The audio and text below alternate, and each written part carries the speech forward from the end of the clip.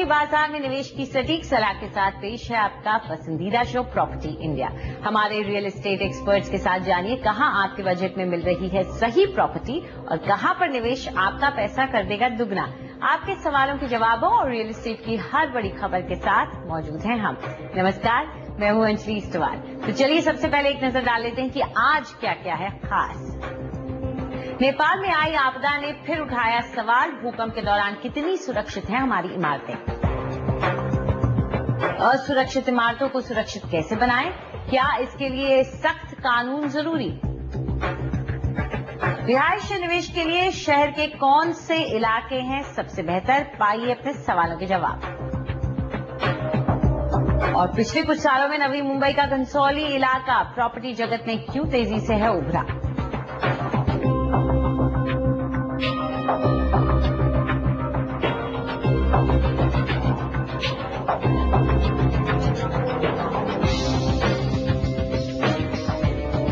दिल्ली और मुंबई दोनों ही seismic zone 4 कहलाते हैं, यानी यहां पर भूकंप का खतरा ज्यादा है। ऐसे में क्या इन शहरों में बन रही इमारतें नेपाल जैसी आपदा का सामना करने के लिए तैयार हैं या नहीं। क्या हमारे देश के कानून इन आपदा के हिसाब से सही हैं या नहीं। दिल्ली की इमारतों का जायजा लिया वसुधा शर्मा ने।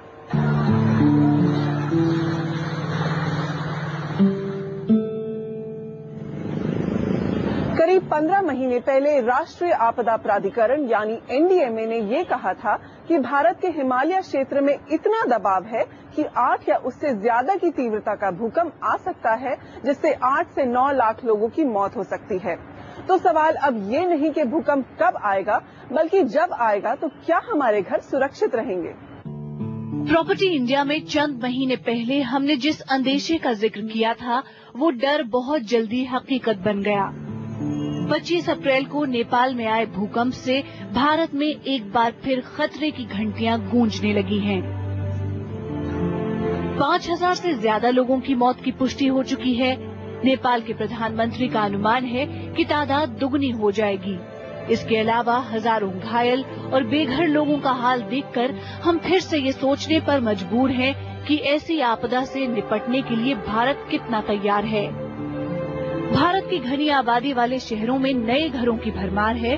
कुछ शहर तो ठीक भूकंप के क्षेत्र के ऊपर हैं, लेकिन जो हम अपने घर बना रहे हैं वो भूकंप के झटके झेलने में नाकाफी हैं। समस्या की जड़ भारत की भवन नियमावली है।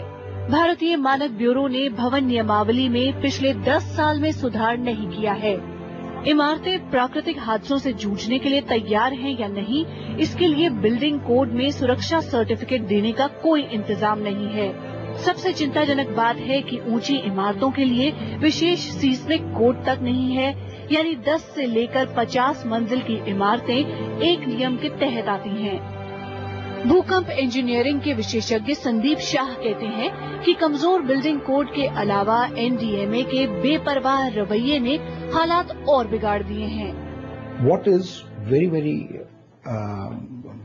surprising is that there's a lot of information sitting in government books and files which is not being disseminated to the public.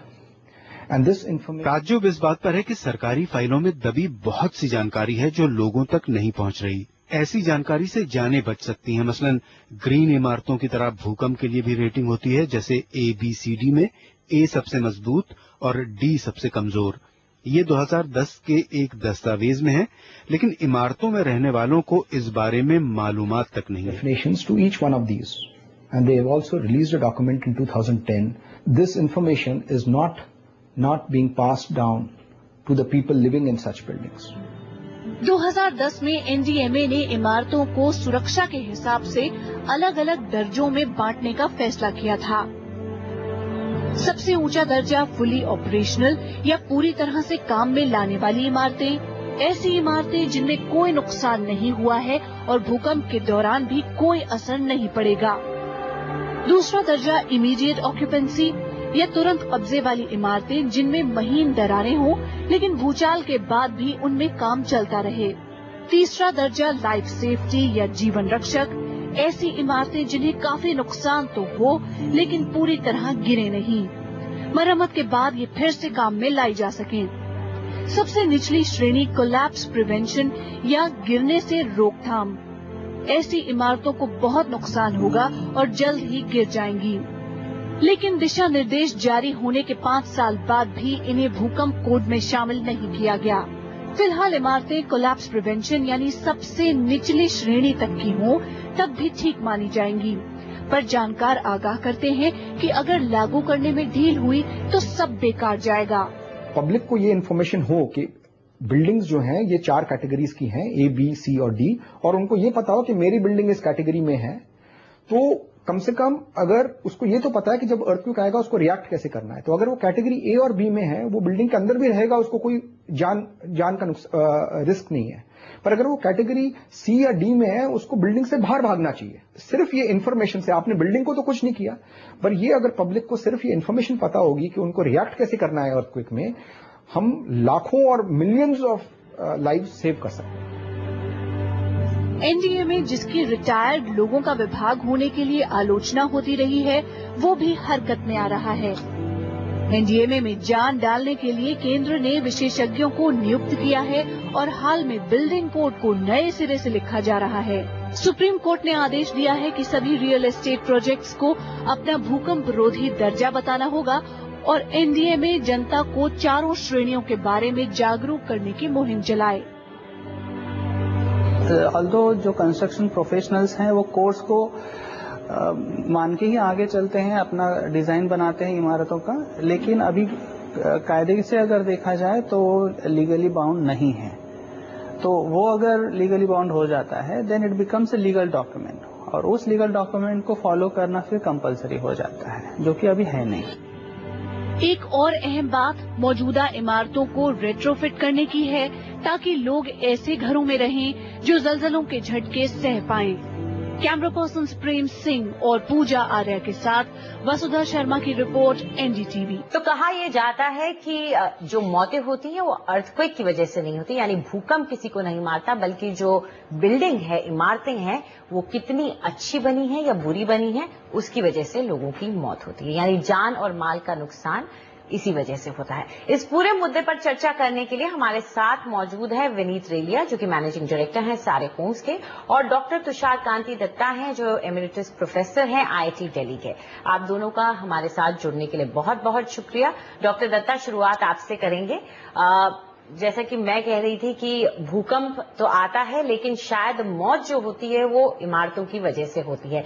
अब ये इमारतें दिल्ली का इलाका है या मुंबई का इलाका है जो उनके लिए नॉर्म्स तैयार किए गए हैं, सबसे पहले तो ये जानना चाहेंगे कि आपके तजुर्बे में क्या आप इन्हें सफिशिएंट मानते हैं? देखिए, आप जैसे बोले हैं कि आपको एक आदमी को मारता नहीं है, but it is the human being, they basically kill the person finally. जो हमारा पास जो चीज है इसका लिए बिल्डिंग, भूकंप प्रतिरोधक बिल्डिंग बनाने का जो इतना लॉज है हमारा पास, जानकारी है, वो काफी हद से सफिशिएंट है। और अगर उसको मान के कोई बिल्डिंग बनाता है तो बिल्डिंग भूकंप से गिरेगा नहीं। प्रॉब्लम यह होता है कि इसका इम्प्लीमेंटेशन बनाने में उसको ठीक से बना रहा है कि नहीं, और उसको ठीक से फॉलो कर रहा है कि नहीं, इसी में प्रॉब्लम आता है। तो जानकारी हमारा, हमारा देश में जानकारी की कोई कमी नहीं है और सभी जानकारी हम लोगों के पास है जी। तो कानून सही है, जो नॉर्म्स बनाए गए हैं वो काफी हैं, सफिशिएंट हैं, लेकिन उनको फॉलो नहीं किया जाता। विनीत, आपसे जानना चाहेंगे, क्योंकि आप लोग मकान बनाते हैं और ऊंची ऊंची बिल्डिंग्स बनाते हैं, क्या आप लोग जब बनाते हैं इन बातों का ख्याल रखते हैं कि जो अर्थक्वेक के से जुड़े जो नॉर्म्स है उनको फॉलो किया जाए? देखिए, जहां तक बिल्डिंग डिजाइन का सवाल है कि जिस भी क्षेत्र में वो बन रही है वो एक सीस्मिक जोन डिफाइंड है उस एरिया का, and normally town planning authorities की ये कंडीशन होती है कि जो स्ट्रक्चरल डिजाइन उसको डिजाइन करता है उसके बाद नॉर्मली आईआईटी के लिए वेटिंग के लिए जाती है ड्राइंग्स। जैसे हमारे सारे प्रोजेक्ट्स में आईआईटी दिल्ली या आईआईटी चेन्नई वेटिंग करता है ड्राइंग्स की। तो डिजाइन, जहां तक प्रोफेसर साहब ने भी कहा, डिजाइन तो काफी स्टेबल होता है और वेरीफाई भी होता है। उसके बाद चैलेंज आता है एग्जीक्यूशन का, जब इंप्लीमेंट हो रहा है कि क्या कॉन्ट्रैक्टर उसको फॉलो कर रहा है। उसके लिए रेगुलेटेड डेवलपर्स में मेरे ख्याल ऐसा कोई इशू नहीं होता। नॉर्मली अगर आप हिस्ट्री भी देखें तो जितनी भी हादसे होते हैं अर्थक्वेक के, ज्यादा डैमेज और नुकसान वहां पे होता है जहां पे अनरेगुलेटेड कंस्ट्रक्शन होती है, जो नियमों का पालन नहीं करते और अपने छोटे छोटे गेन्स के लिए अनप्लान्ड तरीके से बनाते रहते हैं, वहां पे ज्यादा नुकसान होता है। नॉर्मली रेगुलेटेड डेवलपर्स में और जो सर्टिफाइड डेवलपर्स हैं जो एक अपनी ब्रांड और इमेज के लिए भी काम कर रहे हैं, नॉर्मली डेवलपर अपनी इंटेंट से कोई उसमें इम्प्लीमेंटेशन में नुकसान नहीं होने देता। हाँ, उसमें ये एक फैक्टर होता है कि हर कंपनी का अपना क्वालिटी का एक पैरामीटर होता है। जैसे हमारी कंपनी में third party inline quality verification होती है हर चीज की, तो उन चीजों को देखते हुए मैं मानता हूं कि बिल्डिंग्स काफी हद तक सेफ है। रेगुलेटेड सेक्टर में मोर और लेस सारी बिल्डिंग सेफ है जी। तो डॉक्टर दत्ता, ये कैसे इंश्योर किया जाए कि जो बाकी के बिल्डर्स हैं वो, या कोई भी बिल्डर जो इससे कतरा रहा हो, वो इसको फॉलो करे, इन नॉर्म्स को? क्या सरकार किसी तरह का कोई प्रावधान रखती है या कोई गवर्नमेंटल बॉडी है जो इन चीजों का ख्याल रखती है? हाँ, देखिए, हमारा देश में लेजिस्लेशन जिसको बोलते हैं हम अबाउट कंस्ट्रक्शन, कोई लेजिस्लेशन अभी तक गवर्नमेंट की तरफ से कुछ है नहीं। Only some instructions are there, some procedures are there, जिसमें जैसे हम लोग चेक करते हैं, थर्ड पार्टी चेक होता है, थर्ड पार्टी ऑडिट चेक होता है कंस्ट्रक्शन का टाइम, जैसे उन्होंने बताया, ये सब है। लेकिन इसका बावजूद भी अगर कोई बिल्डिंग में कुछ डैमेज आया, कुछ खराबी हुआ, गिर पड़ा, तो इसको हम किसको रेस्पॉन्सिबल करेंगे? ये जो लेजिस्लेशन है कि हम कोई आदमी कुछ गलत करके भाग गया, उसको पकड़ना बहुत मुश्किल है। पकड़ने के लिए कोर्ट ये वो बहुत कुछ करने पड़ेगा। ये लेजिस्लेशन हमारा काफी लैकिंग है एंड गवर्नमेंटल कोई बॉडी अभी तक बना नहीं जो बॉडी बोलेगा कि भाई हमारा पास से आप सर्टिफिकेट लो, बिल्डिंग का safety certificate, and then only आप बिल्डिंग खरीदो और नहीं तो बिल्डिंग बनाओ। All that kind of certification है। मैं सर्टिफिकेट दे दिया IIT, तो IIT को कौन कोर्ट में पकड़ के ले जाएगा? जी बिल्कुल।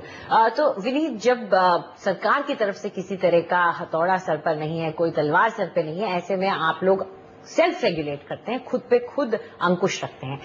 आपसे ये जानना चाहूंगी कि किस हद तक ये अंकुश काम में आता है, और दूसरा ये कि जब आप IGBC जैसी बिल्डिंग्स का सर्टिफिकेशन लेकर के, IGBC जैसे एसोसिएशन का सर्टिफिकेशन लेकर के ग्रीन बिल्डिंग्स बेचते हैं और ये ठप्पा लगा के बेचते हैं, तो क्यों नहीं अर्थक्वेक रेजिस्टेंट को भी एक मार्केटिंग टूल या के हिसाब से भी क्यों नहीं इस्तेमाल किया जा सकता? आई थिंक ये बड़ा वैलिड पॉइंट है आपका। फॉर एग्जाम्पल हमारा गाजियाबाद में जो रिसेंट प्रोजेक्ट आया, उसको हमने डिजाइन किया सीस्मिक जोन 5 में, जबकि हमारा पूरा क्षेत्र ये जो है सीस्मिक जोन 4 है।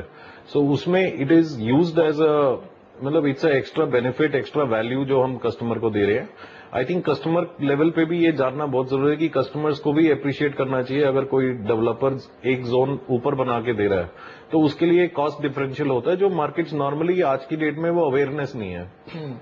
आप नॉर्मल कस्टमर से इंटरेक्ट तो कहते हैं ठीक है जी, क्या हुआ अगर आप सीस्मिक जोन 5 की बना रहे हैं, यहाँ पे तो 4 ही जोन है। तो एक मतलब ठीक है, हमने इनिशिएटिव लिया, सीस्मिक जोन 5 के भी डिजाइन कर रहे हैं, इम्प्लीमेंट भी उसको कर रहे हैं, बट कस्टमर्स का अवेयरनेस इस चीज का होना और उनका अप्रिशिएट करना कि एक वैल्यू एक्स्ट्रा मेरे को मिल रही है, वो उसके लिए अवेयरनेस की बहुत जरूरत है। जी बिल्कुल। तो डॉक्टर दत्ता, आप क्या कहेंगे कि अगर मैं एक फ्लैट खरीदने जा रही हूँ, एक मकान खरीदने जा रही हूँ, तो मैं क्या क्या मांगू अपने बिल्डर से ताकि ये इंश्योर कर सकूं कि मेरा जो मकान है वो इस तरह का अर्थक्वेक आता है तो उसमें मुझे जान माल का नुकसान ना हो? देखिए, पहले तो कोई गवर्नमेंट एजेंसी होना चाहिए जो सर्टिफाई करेगा। तो अगर वो गवर्नमेंट एजेंसी बन गया तो आप बोलेंगे कि भाई ये सर्टिफिकेट दिखाइए आप, ये सर्टिफाइज दैट आपका building design and construction completely safe है। अगर वो नहीं होता है तो एटलीस्ट आप पूछिएगा कि भाई ये आप डिजाइन किया, आप who was the person who checked it और who is the body who checked it. Then आप पूछ सकते हैं कि भाई आप जो कंस्ट्रक्शन किया है, कंस्ट्रक्शन का टाइम में कोई थर्ड पार्टी ऑडिट था कि नहीं, जो everything periodically have checked, so that आपको सेटिस्फेक्शन हो गया। थर्डली, जो इन्होंने बोल रहे हैं कि ये also depend upon the name of the the entrepreneurs who are doing this particular thing. तो फॉर एग्जाम्पल मे बी सारे they are very good, you know, and people by name will go, they think that okay they are, अगर कर रहा है तो definitely ये safe होगा, सब मान के कर रहा है। सिमिलरली दूसरा कोई बिल्डर का नाम खराब होगा, शायद उसका पास कोई जाता नहीं होगा। तो ये चीज है। बट मैं इस मुद्दे में एक चीज आपको लाऊंगा, द कॉन्सेप्ट ऑफ इंश्योरेंस। अभी इन्होंने जो बताया विनीत साहब कि ये अगर 5 जोन का हिसाब से गाजियाबाद में कोई बिल्डिंग बनाया है, which is definitely oversafe, then अगर buildings are insured, then insurance company can always charge a higher premium for this kind of building, and by paying a higher charge for the premium for the building, you are taking a less risk. जी। So ये concept basically somehow other India में अभी तक आया नहीं है। जब आ जाएगा आदमी का अंदर में, तब I think the scenario change करेगा। विनीत, ये इंश्योरेंस का कॉन्सेप्ट क्या हिंदुस्तान में लागू करने लायक है, क्या पॉसिबल है?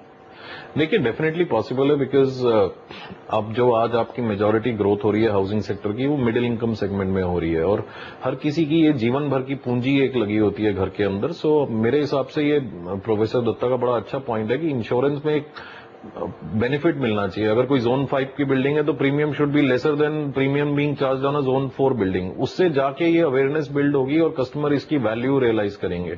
अदरवाइज इट जस्ट बिकम्स कि ठीक है जोन 5 है, they will be a competitor rule से, सो व्हाट, जोन 5 की जरूरत क्या है आपको, जोन 4 भी ठीक है।